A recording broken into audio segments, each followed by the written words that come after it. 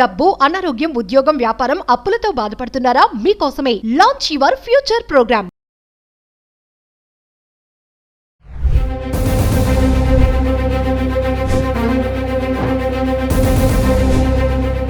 నమస్తే, welcome back to Suman TV. ఇండియాలోని ISI sleeper cells ని అరెస్ట్ చేస్తున్న పోలీసులు ఇప్పటి వరకు దేశవ్యాప్తంగా 9 మందిని అరెస్ట్ చేసిన పోలీసులు తాజాగా చూసుకుంటే యూపీలోని రాంపూర్లో ఐఎస్ఐ ఏజెంట్ షాజాద్ ని అరెస్ట్ చేసిన సంగతి మనందరికీ తెలిసింది. మరి దీనిపైన మరింత సమాచారం అందించడానికి సీనియర్ పోలీస్ ఆఫీసర్ రెడ్డన్న గారు అందుబాటులో ఉన్నారు. ఓవర్ టు రెడ్డన్న గారు.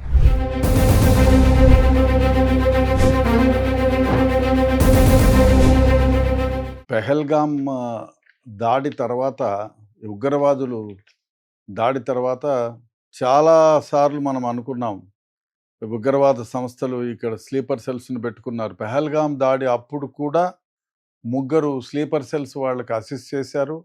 ఈ మిగతా ఒక 10 మంది వరకు వాళ్ళకి ఆశ్రయం ఇచ్చారని అనుకున్నాం. 100ల కొద్ది sleeper cells all over India ఉంటారని. మనం 2007లో బాంబ్ బ్లాస్ట్ తర్వాత అప్పుడే అనుకున్నాం స్లీపర్ సెల్స్ చాలా ఉన్నాయి, హైదరాబాద్లో ఉన్నాయి, మిగతా ప్రదేశాల్లో ఉన్నాయని కూడా. మనకి గోకుల్ చాట్ కానివ్వండి, లుంబిని పార్క్ కానివ్వండి, ఇక్కడ ఎప్పుడు దిల్సుఖ్ నగర్ కానివ్వండి, అదేవిధంగా బాంబే బ్లాస్ట్ కానివ్వండి, అదే బెంగళూరులో కానీ, గుజరాత్లో కానీ, ఢిల్లీలో తర్వాత బాంబ్ బ్లాస్ట్ కానీ, ఇవన్నిటి వెనకాల ఎక్కడ ఇండియాలో బాంబ్ బ్లాస్ట్ జరిగినా మీకు ఏదో ఒక రకంగా దాని మూలాలు హైదరాబాద్లో తేలుతాయి. ఈ విషయం మనం ఎన్నోసార్లు మాట్లాడుకున్నాం. దానికి అనేక విధాల కారణాలు ఉన్నాయి. ఇక్కడ స్లీపర్ సెల్స్ ఎక్కువగా ఉండటానికి, ఉన్నా గుర్తించలేకపోవడానికి అనేక కారణాలు ఉన్నాయి.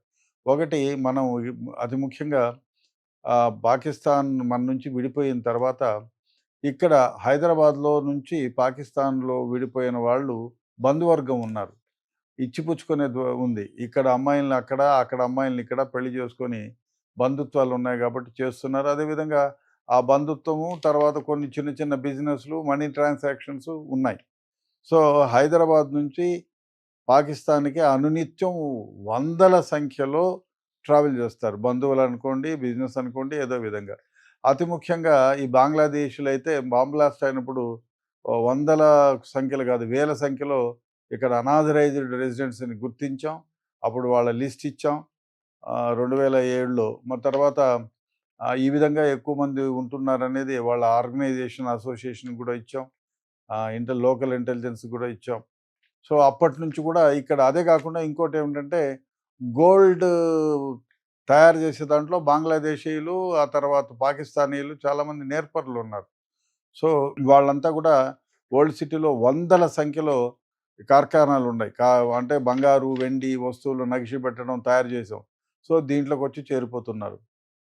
అతి ముఖ్యంగా స్లీపర్ సెల్స్ పాకిస్తానీలు ఇక్కడ ఉండడానికి కారణం ఏమిటంటే, సో వేషభాషలు ఒకటే, వేషం ఒకటే, భాష ఒకటే, యాక్సెంట్ ఒకటే, ఫుడ్ హ్యాబిట్స్ ఒకటే.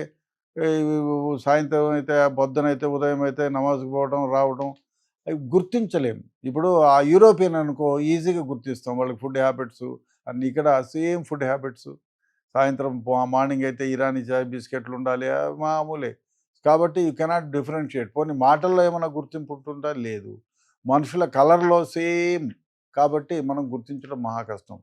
అదే కాకుండా ఇక్కడ బాంబ్ బ్లాస్ట్ తర్వాత కూడా హైదరాబాద్లో స్లీపర్ సెల్స్ అనేది గుర్తించాం. అదేవిధంగా మనము పెహల్గాంలో దాడి తర్వాత మనం ఆపరేషన్ సింధూర్ చేసాం. ఆపరేషన్ సింధూర్ చేసినప్పుడు స్థావరాలను, ఉగ్ర స్థావరాలను 9ని మట్టు పెట్టించాం.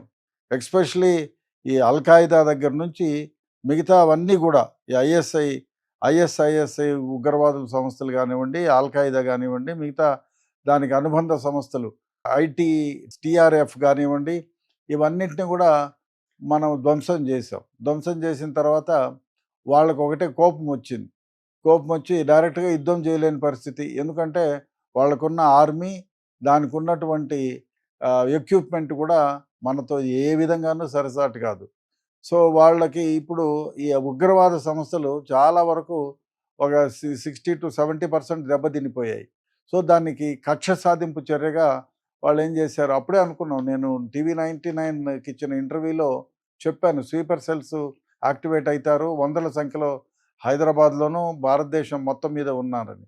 సో అదేవిధంగా చూస్తే ఇప్పుడు పాకిస్తాన్ ఐఎస్ఐ ఉగ్రవాదులు ఎవరైతే ఉన్నారో, అదేవిధంగా ఐఎస్ఐఎస్ ఉగ్రవాదులు ఎవరైతే ఉన్నారో వీళ్ళు ఏం చేస్తారంటే భారతదేశంలో ఉండేటువంటి వాళ్ళ కమ్యూనిటీకి సంబంధించిన పిల్లల్ని ఉద్యోగాల పేరిట ముందు ఏం చేస్తారు, ఉద్యోగాలు కంపెనీ ఉండాది అప్లై చేయమంటారు.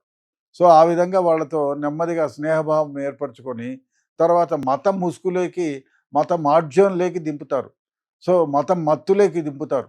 ముందేమో ఉద్యోగాలు అంటారు వాళ్ళకి, ఇప్పుడు నువ్వు ఏమొద్దు ఇక్కడ చిన్న పనులు చేసుకో, దీనికి ఇంత డబ్బులు ఇస్తామని డబ్బులు ఇస్తారు. ఫస్ట్ 2 నెలలో 3 నెలలో పోయి ఆ తర్వాత ఏం చేస్తారు, ఆ మతం గురించి మాట్లాడతారు. ఆ మతంలో ఏమి, ఇవి చేస్తే జిహాద్ చేస్తే మనకు డైరెక్ట్గా స్వర్గానికి పోతాం అనే లెవెల్గా మనం చచ్చిపోయినా మన కమ్యూనిటీ కోసం మనం మన దేవుడి కోసము అని చెప్పి వాళ్ళు ఏదేదో చెప్తారు పిచ్చి మాటలన్నీ. దాన్ని నమ్మించేటట్టు వాళ్ళ మైండ్లో చొప్పిస్తారు. చొప్పించిన తర్వాత ఐఎస్ఐ ఉగ్రవాద ఏజెంట్లుగా చేర్చుకుంటారు. సో వాళ్ళే ఆ విధంగా చేర్చుకున్నోళ్ళు మన దగ్గర సమాచారం ఎక్కడెక్కడ మిలిటరీ నేషన్స్ ఉన్నాయి, ఎక్కడ మనం ఏమేమి ఆర్మ్స్ ఎక్కడ పెడతాము, మన మిగతా మిలిటరీ ఆర్గనైజేషన్స్ ఎక్కడెక్కడ ఉన్నాయి, ఎన్ని రెజిమెంట్లు ఉన్నాయి, ఏ రెజిమెంట్లో ఏమేమి ఉన్నాయి, ఇట్లాంటివన్నీ ఈ వీళ్ళ స్లీపర్ సెల్స్ ద్వారా సమీకరిస్తారు. అదేవిధంగా అమోనియం కానీ, అమోనియం ఫాస్ఫేట్ కానీ, అమోనియం సల్ఫేట్ కానీ, బాంబులు తయారు చేయడానికి అవసరమైనటువంటి పరికరాలన్నీ కూడా వాళ్ళ ద్వారానే తెప్పిస్తారు. ఇంకో విచిత్రమైన వ్యవహారం ఏమిటంటే ఉగ్రవాద సంస్థకు సంబంధించిన ఎవరైతే ఇక్కడ ఉన్నారో స్లీపర్ సెల్స్ వందల సంఖ్యలో భారతదేశం మీద ఉన్నా కూడా ఒకరి గురించి ఇంకొకళ్ళకి ఆచూకుని తెలియకోకుండా వాళ్ళు మేనేజ్ చేస్తారు. మీరు కేప్స్ తయారు చేసుకోండి, మీరు వైర్లు సెక్యూర్ చేయండి, మీరు టిఫిన్ బాక్సులు తెప్పించుకోండి, మీరు గన్ పౌడర్ తెప్పించుకోండి, మీరు సల్ఫర్ తెప్పించుకోండి, మీరు అమోనియం, అట్లా ఒక్కొక్కరికి ఒక ఇస్తారు ఒక టార్గెట్. ఆ టార్గెట్ తర్వాత మీరు మన దగ్గర ఎక్కడ మిలిటరీ ఆయుధాలు, మన దగ్గర ఎక్కడెక్కడ ఏమేమి ఉంటాయి, కీలక సమాచారాన్ని అంతా తెప్పించుకొని దాని తర్వాత ఏ విధంగా ఎక్కడ బ్లాస్ట్ చేయాలా అని. ఈ మధ్యకాలంలో చూస్తే మనము అక్కడేమో పెహల్గాం దాడి తర్వాత ఇద్దరు ఇక్కడ సిరాజ్ అని విజయనగరం అబ్బాయి, ఆ అబ్బాయి పూర్వీకులు ఇంకో దరిద్రమైన వ్యవహారం అంటే అబ్బాయి తండ్రి కూడా పోలీస్ కానిస్టేబుల్, వాళ్ళ బ్రదర్ కూడా పోలీసు డిపార్ట్మెంట్లో ఉన్నారు, తమ్ముడు. సో ఇటువంటి వాళ్ళేమో పూర్వీకులు బంగ్లాదేశ్ నుంచి వచ్చారు. ఈ అబ్బాయి ఇంజనీరింగ్ చేసి ఈ సౌదీ అరేబియా వాళ్ళతో చేతులు కలిపి ఐఎస్ఐ ఏజెంట్తో సిరాజు తర్వాత సమీర్ అనే హైదరాబాద్ అబ్బాయి, వీళ్ళిద్దరూ బాంబ్ బ్లాస్ట్ చేయడానికి అన్నీ తెచ్చుకొని రంపచోడవరంలో ఫారెస్ట్లో ఈ బాంబ్ బ్లాస్టింగ్ కూడా దాని గురించి కూడా పేల్చారు. ఈ సమాచారం అంతా మన ఐఎస్ఐ ఉగ్రవాద సంస్థలకు చేరవేస్తున్నారు. సో దాని తర్వాత ఇంకొక అమ్మాయి ఏమంటే జ్యోతి మల్హోత్రా, ఈ అమ్మాయి యూట్యూబర్. ఈ అమ్మాయి యూట్యూబ్ చేస్తూ అందరికీ నవ్వించడం చేయడం అందంగా ఉంది. పాకిస్తాన్ ఏజెంట్లతో ఐఎస్ఐ ఏజెంట్లతో డైరెక్ట్గా లింకులు పెట్టుకుంది, పాకిస్తాన్కి వెళ్ళింది. మన దేశానికి సంబంధించిన మిలిటరీకి సంబంధించినటువంటి అన్ని ఆర్గనైజేషన్స్ ఎక్కడున్నాయి ఏమున్నాయి మొత్తం తీసుకెళ్ళి పాకిస్తాన్లో పెట్టుకునింది. పాకిస్తాన్ ఐఎస్ఐ ఏజెంట్లకు చేరవేసింది. ఇండియన్ హైకమిషన్లో ఉండే పాకిస్తానీ ఒక ఏజెంట్కి మొత్తం సమాచారం ఇచ్చింది.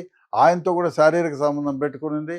మన దేశానికి సంబంధించినటువంటి అనేక కీలకమైనటువంటి డాక్యుమెంట్లతో పాటు మొత్తం పాకిస్తాన్ వాళ్ళు చేతిలో పెట్టింది. ఈ అమ్మాయిని అరెస్ట్ చేశారు. అదేవిధంగా ఈ రంపచోడవరంలో బాంబులను తయారు చేసి అక్కడ పేల్చినటువంటి సమీరు సిరాజ్ని అరెస్ట్ చేశారు.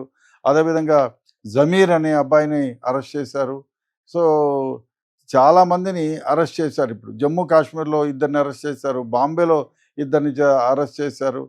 షాజాద్ అనే ఏజెంట్ని, అతను ఉత్తరప్రదేశ్లో రాంపూర్కు సంబంధించిన వ్యక్తి, అతను బిజినెస్ చేసుకున్నవాడు. ఇతను కూడా మన దేశం యొక్క కుట్రలన్నీ, మన దేశం యొక్క ఎక్కడెక్కడ ఏమేమి జరుగుతున్నాయి, మన దేశంలో మిలిటరీ ఎక్కడుంది, ఎయిర్ ఫోర్స్ ఎక్కడుంది, మన దగ్గర అదే ఏమేమి వెపన్స్ మనం వాడతాం, ఇవన్నీ కూడా చేరవేస్తున్నారు. ఇది చాలా దరిద్రమైన వ్యవహారం. ఈ విషయం ఏమంటే అందరూ అనుకోవచ్చు, ఎందుకు ఇంతకాలము ఉంది, మనకి ఉందా, సెంట్రల్ ఇంటెలిజెన్స్ ఉందా, రీసెర్చ్ అనాలిసిస్ వింగ్ ఒకటి ఉంది, నేషనల్ ఇన్వెస్టిగేషన్ ఏజెన్సీ ఉంది, సెంట్రల్ ఇంటెలిజెన్స్ ఉంది, కౌంటర్ ఇంటెలిజెన్స్ ఉంది. ఇన్ని పెట్టుకొని కూడా ఇన్నాళ్ళు వీళ్ళను నిద్రపుచ్చుతున్నాం. ఎందుకంటే దీని గురించిన ఆలోచన ఉంది, కానీ ఈ యాక్టివ్గా లేని సందర్భంగా ఏముందిలే అని లైట్గా తీసుకున్నారు. ఎప్పుడైతే ఈ పహల్గామ్ దాడిలో స్వీపర్ సెల్స్ ఉన్నారు, ఇక్కడి నుంచే సమాచారం వెళ్ళింది అనేది వాళ్ళ దృష్టికి రాగానే తర్వాత ఈ స్వీపర్ సెల్స్ పైన గట్టి నిఘా పెట్టారు. దాంతోనే మనం దాదాపు ఇప్పటికే 10 మంది దాకా ఈ స్వీపర్ సెల్స్ని అరెస్ట్ చేసాం. ఇంకా వందల సంఖ్యలో స్వీపర్ సెల్స్ ఉన్నారనేది మనం గుర్తెరగాలి. వీళ్ళంతా కూడా ఇప్పుడిప్పుడే యాక్టివ్ అవుతున్నారు. ఈ పాకిస్తాన్ ఐఎస్ఐ కానీ ఐఎస్ఐఎస్ ఉగ్రవాద సంస్థలు కానీ వీళ్ళకి డబ్బులు పెట్టి పోషిస్తున్నారు. డెఫినెట్గా వీళ్ళందరినీ అనర్థ చేయాలి. ప్రజలు ఒకటి గుర్తించాలి, అయ్యా మాకు సంబంధం లేదే అనుకోకుండా ఇటువంటి వ్యక్తులు మీ ఇంట్లో కానీ మీ చుట్టుపక్కల కానీ మీతో కానీ మీ ఫ్రెండ్స్ దగ్గర కానీ ఉంటే కొంచెం గుర్తెరగండి. అదేవిధంగా ప్రజలు మీరు ఎక్కడన్నా పోతూ వస్తూ ఉంటే అనాథరైజ్డ్ ఒక టిఫిన్ బాక్సులు తయారు చేస్తున్నారు బాంబులని విజయనగరంలో పట్టుబడ్డ సిరాజ్, అదేవిధంగా సమీర్, వీళ్ళిద్దరూ కూడా బాంబులు పెట్టుకొని తిరుగుతున్నారు. దిల్సుఖ్ నగర్లో టిఫిన్ బాక్సులు పెట్టిన బాంబే కదా. కాబట్టి అనాథరైజ్డ్ మీ మోటార్ సైకిల్ స్టాండ్లోనో కార్ స్టాండ్లలోనో అనాథరైజ్డ్ బ్యాగులు మీకు వెహికల్స్కి ఎక్కడన్నా తగిలించడమో ఎక్కడన్నా పెట్టడమో కనిపిస్తే ఇమీడియట్గా మీరు దాని దగ్గరికి వెళ్ళుకోకుండా పోలీసులకి సమాచారం ఇవ్వండి, ఫైర్ సర్వీసెస్ వాళ్ళకి సమాచారం ఇవ్వండి. సో ఇటువంటి జాగ్రత్తలు తీసుకోవాల్సిన అవసరం ఉంది. డెఫినెట్గా మన రా కానివ్వండి, నేషనల్ ఇన్వెస్టిగేషన్ ఏజెన్సీ కానివ్వండి, సెంట్రల్ ఇంటెలిజెన్స్ వారు కానివ్వండి చాలా జాగ్రత్తగా వ్యవహరిస్తున్నారు. మీకు ఒకవేళ ఎటువంటి సమాచారం వచ్చినా వీళ్ళు ఎందుకంటే మన మధ్యలో ఉంటారు, మనతోనే తిరుగుతారు, మనతోనే ఉంటారు, కానీ మనం కనిపెట్టలేని పరిస్థితి.